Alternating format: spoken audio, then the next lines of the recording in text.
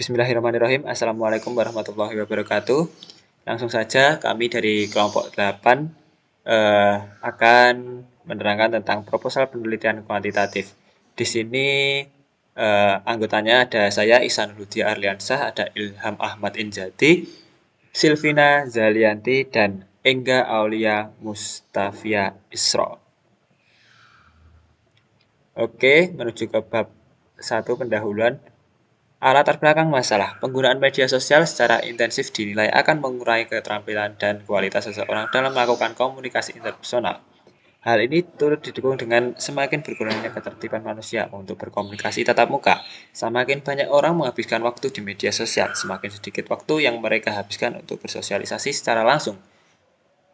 Ketiadaan isyarat nonverbal dalam komunikasi di media sosial mengakibatkan terdapat hambatan untuk melakukan komunikasi yang efektif dengan satu sama yang lain. Hal ini mengakibatkan seseorang lebih sulit memahami pesan dan emosi yang disampaikan. Pada kenyataannya, isyarat nonverbal menunjukkan niat, sikap, dan perasaan seseorang dalam berkomunikasi.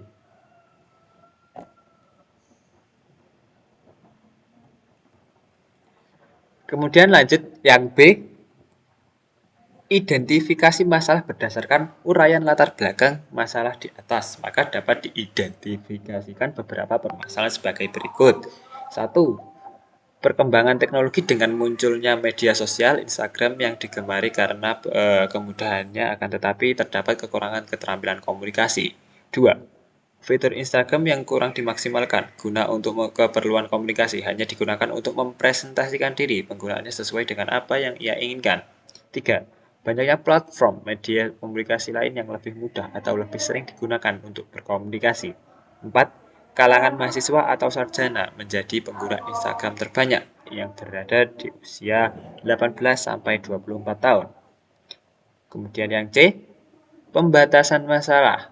Untuk memudahkan penelitian yang akan dilakukan, maka permasalahan penelitian dibatasi pada harapan penggunaan media sosial Instagram sebagai media berkomunikasi para mahasiswa komunikasi penyiaran Islam Yayan Ponorogo angkatan 2020. Yang D, rumusan masalah. Apakah terdapat hubungan penggunaan media sosial Instagram dengan keterampilan komunikasi mahasiswa KPI IAIN Ponorogo angkatan 2020?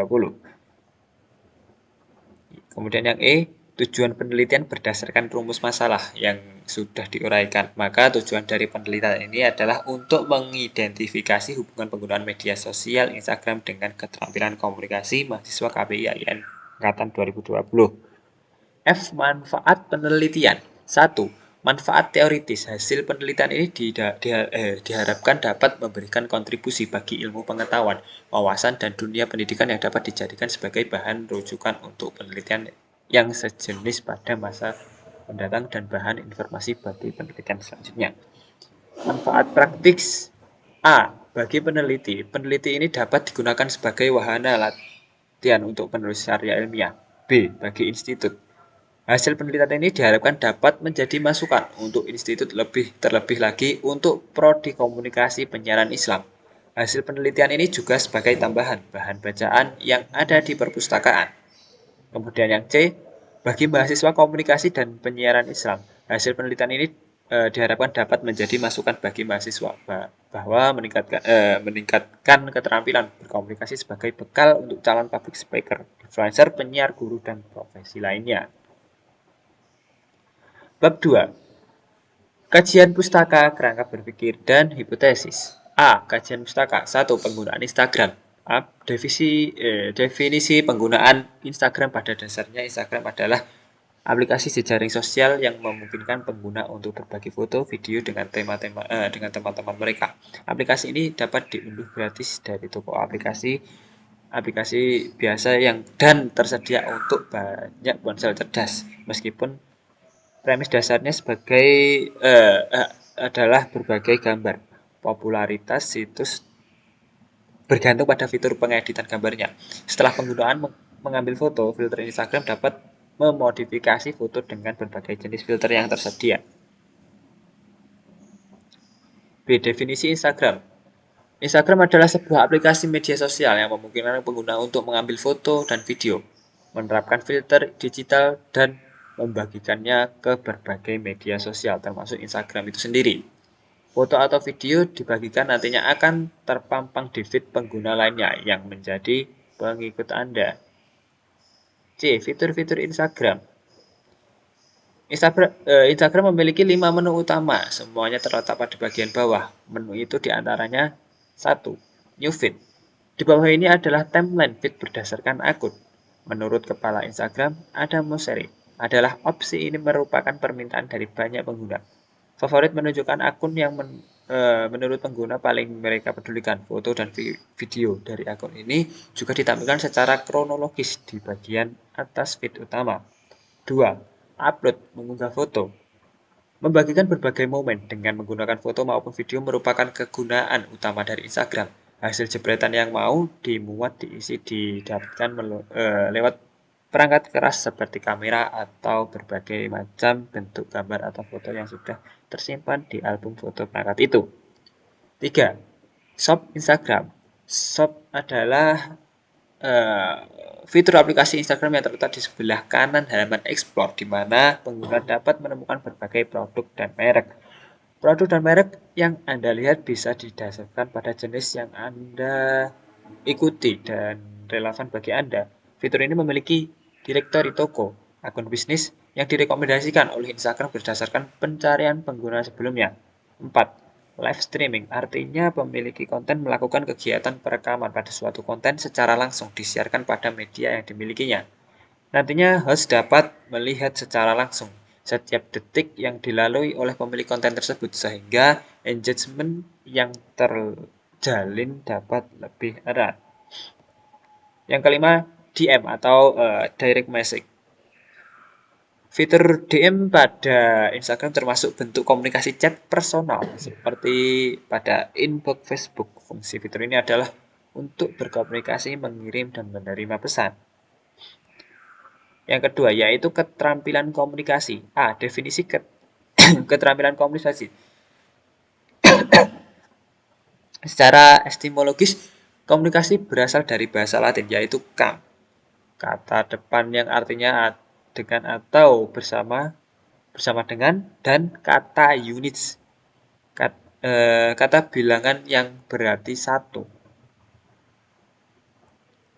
Manfaat keterampilan komunikasi. Keterampilan komunikasi mahasiswa yang tinggi mempunyai beberapa manfaat oleh Mary Novianti, yaitu 1. Mempermudah untuk berinteraksi sosial. 2. Mempermudah untuk mencari informasi. 3. Sebagai peningkatan kepercayaan diri. 4. Sebagai ajang manajemen pemasaran. Sebagai ajang manajemen pemasaran. Oke, C. Indikator-indikator keterampilan komunikasi berdasarkan beberapa teori yang sudah dijelaskan sebelumnya tentang pengertian keterampilan berkomunikasi, teori berkomunikasi, komunikasi yang efektif, manfaat keterampilan berkomunikasi. Dapat disimpulkan beberapa indikator-indikator keterampilan berkomunikasi dilihat dari aktivitas mahasiswa yang meliput 1. Keterampilan berkomunikasi verbal, meliputi berinteraksi sosial, menyampaikan beberapa pendapat atau komentar, menjawab pertanyaan menggunakan karya atau media, melakukan promosi, tata bahasa yang baik, jelas, dan mudah dimengerti oleh orang lain. 2. Keterampilan berkomunikasi nonverbal meliputi mudahnya pendapatan informasi, meningkatkan kepercayaan diri, mampu meyakinkan orang lain. B. Kita masuk ke kerangka berpikir. Kerangka berpikir merupakan alur yang digunakan peneliti sebagai dasar penelitian dalam menganalisis hubungan penggunaan media sosial Instagram dengan keterampilan komunikasi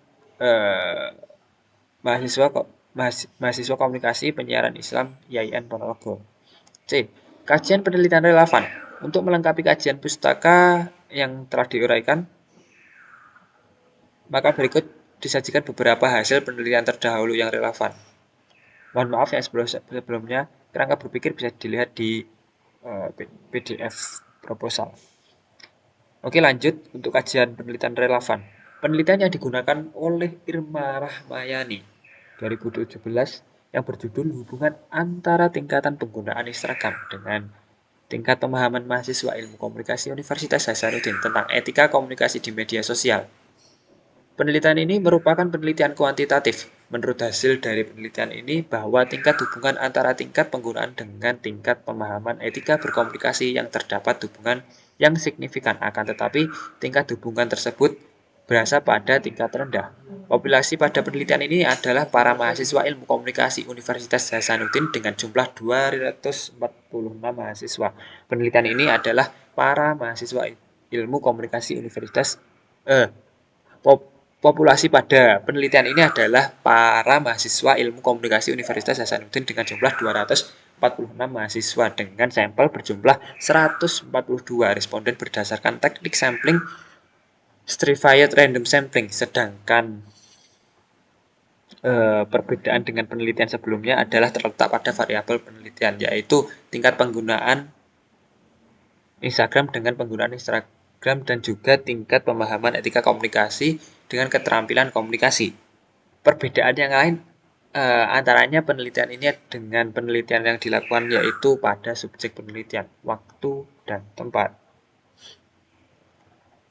Masuk hipotesis penelitian. Secara bahasa hipotesis berasal dari kata hipo yang sebelum dan tesis yang berarti pernyataan atau pendapat. Hipotesis secara sederhana dapat dipahami sebagai pernyataan dan kebenaran tidak jelas pada saat pengungkapan. Dalam sebuah penelitian, hipotesis biasanya dirumuskan untuk menjawab pertanyaan yang akan diteliti. Oleh karena itu, hipotesis merupakan tanggapan sementara terhadap rumusan masalah pada penelitian yang akan dilakukan. Bersifat sementara karena jawaban yang diberikan hanya berdasarkan teori yang relevan dan tidak berdasarkan fakta empiris yang diperoleh melalui pengumpulan data. Oleh karena itu, hipotesis juga dapat digunakan sebagai jawaban teoritis atas pertanyaan penelitian, bukan sebagai jawaban empiris. 10 berdasarkan kerangka berpikir pada gambar. 1. Maka hipotesis dari penelitian ini dirumuskan sebagai berikut. Adakah hubungan antara penggunaan media sosial Instagram dengan keterampilan komunikasi mahasiswa komunikasi penyiaran Islam IAIN Ponorogo angkatan 2020? 0. Penggunaan media sosial Instagram tidak terdapat hubungan dengan keterampilan komunikasi mahasiswa komunikasi penyiaran Islam IAIN Ponorogo angkatan 2020. H1. Penggunaan media sosial Instagram terdapat hubungan dengan keterampilan komunikasi mahasiswa komunikasi penyiaran Islam IAIN Ponorogo angkatan 2020. Oke, itu tadi penjelasan bab 1 dan bab 2. Kini memasuki bab yang ketiga akan disampaikan oleh rekan saya yang bernama Ilham Ahmad Inzadi. Kepadanya kami persilakan.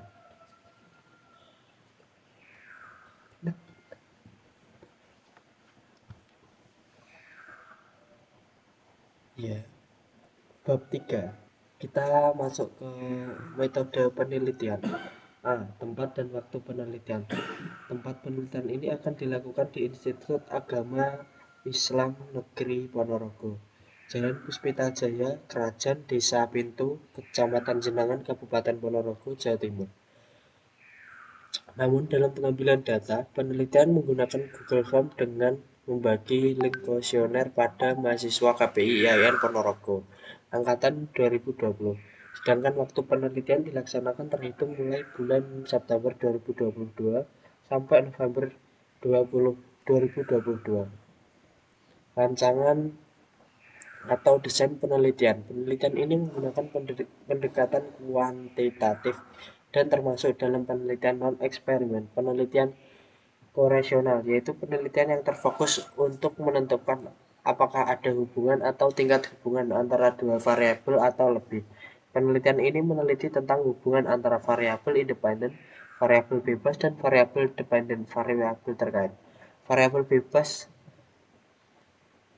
Variabel independen merupakan variabel yang mempengaruhi atau yang menjadi sebab perubahan pada variabel terkait.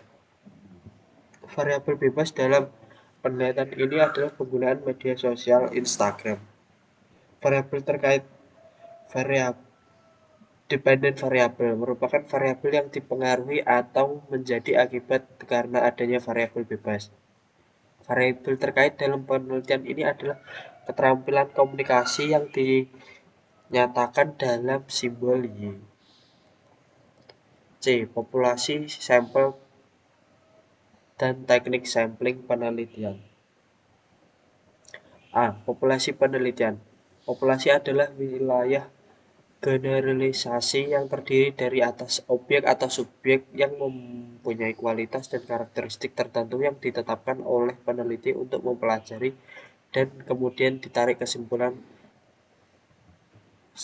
Jadi, populasi yaitu keseluruhan sasaran yang seharusnya diteliti dan pada populasi ini hasil penelitian diberlakukan.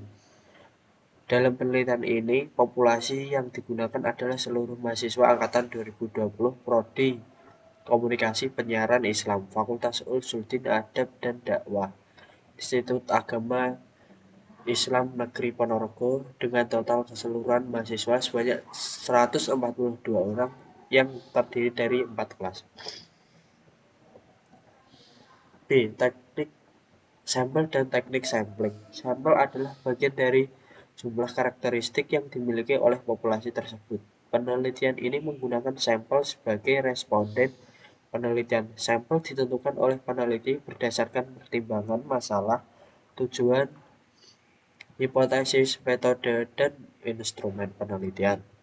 Sebagaimana dijelaskan di atas bahwa sampel terdiri atas subjek penelitian yang menjadi sumber data yang terpilih dari hasil pekerjaan teknik penyampelan atau teknik sampling. Pengambilan sampel dalam penelitian ini menggunakan sampel acak sederhana simple random sampling yang termasuk dalam probability sampling. Dikatakan simple atau sederhana karena pengambilan anggota sampel dan populasi dilakukan secara acak tanpa memperhatikan strata yang dalam populasi itu. Teknik pengambilan sampel yang digunakan dalam penelitian ini adalah pengambilan 50 sampel dari populasi penelitian yang berjumlah 142 orang dengan langkah sebagai berikut. A. Membuat undian dari 1 sampai 142 serta penulisan nama orang dalam populasi. B. Menempatkan semua nomor undian dalam wadah kemudian diacak-acak. C. Mengambil nomor undian secara acak sampai sejumlah 50 sampel. D. Mencatat semua sampel yang telah diperoleh dari teknik pengambilan sampel tersebut. Diperoleh 50 sampel dan penelitian hubungan penggunaan media sosial Instagram dengan keterampilan komunikasi mahasiswa KPI IAIN Ponorogo angkatan 2020. Kemudian D. Teknik pengumpulan data, angket atau kuesioner. Kuesioner merupakan teknik pengumpulan data yang dilakukan dengan cara memberi seperangkat pertanyaan tertulis kepada responden untuk dijawab. Jenis angket penelitian ini adalah angket tertutup agar lebih memudahkan dalam pengumpulan data. Dokumentasi adalah kumpulan catatan peristiwa yang telah lalu. Biasanya berupa tulisan seperti surat, buku, majalah, koran, atau dapat berupa gambaran, video, atau karya dokumen lainnya. Instrumen penelitian. Instrumen penelitian adalah suatu alat yang dapat digunakan mendapatkan, mengolah, dan menginterpretasikan informasi yang diperoleh dari para responden. Penelitian ini menggunakan metode penelitian kualitatif dan memilih jenis instrumen angket kuesioner. Pada instrumen penelitian juga terdapat skala pengukuran instrumen. Penelitian ini menggunakan skala linier yang berfungsi untuk mengukur pendapat dan jawaban dari responden, sehingga menghasilkan data yang akurat. Kemudian F. Teknik analisis data. Teknik analisis data dalam penelitian kualitatif menggunakan statistik. Alasan yang mendasari dipakai analisis statistik. Statistik adalah statistik dapat menunjukkan kesimpulan penelitian dengan perhitungan faktor kebenaran. Selain itu, statistika juga bekerja dengan angka, bersifat objektif serta universal dalam artian dapat digunakan hampir pada semua penelitian. Pada umumnya, data yang digunakan pada statistik primer bersifat internal dan rasio.